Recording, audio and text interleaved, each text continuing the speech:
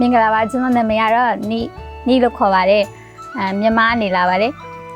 ဂျပန်ကို9လပိုင်း15ရက်နေ့ကနေလာခဲ့တာပါ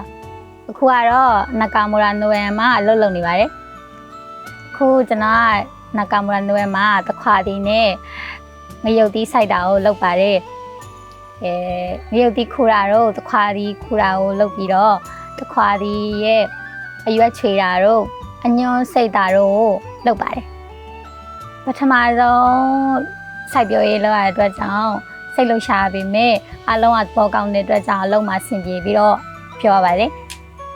အဖိုးဖွားတွေကလည်းမသိတဲ့ခါကျရင်တခြားရှင်းပြပြီးတော့လုပ်တယ်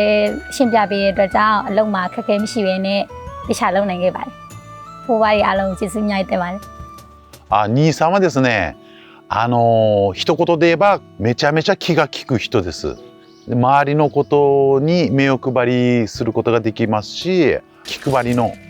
できるいい子ですね。優しい子です。あとは料理が得意でですね、ものすごく私もたまに彼女の料理をいただくんですけども、本当ちょっとスパイシーなんですけど美味しくてですね。လုပ်ထဲမှာပြောတော့ချိန်ကတော့တခွာဒီခူတဲ့ချိန်မှာဖြစ်ပါတယ်တခွာဒီများလေပို့ပြီးတော့ခူးလူကောင်းနေဖြစ်တဲ့အတွက်ကြောင့်ပြောရပါတယ်မီယာဇာကီနော်တခွာဒီကတီလေးနဲ့ပို့ပြီးစားလူကောင်းပါတယ်မြန်မာရဲ့တခွာဒီထပ်ပို့ပြီး祖国の家族がやっぱ恋しくなると思うんですよ。なのでできるだけやっぱりこう寄り添ってあげてって言いますか、彼女たちが寂しくないような状況をできるだけ作ってあげたいなと、家族の一員として迎え入れるみたいな感じでいつも迎え入れてます。လောက်ကပြန်လာတဲ့ခါကျရင်ကြောင်နေရှိတဲ့နေရာကိုသွားပြီးတော့ကြောင်တွေကိုစာကြွေးတာတော့ကြောင်ရဲ့ကိစ္စတော်တော်များများလုပ်ပြီးတော့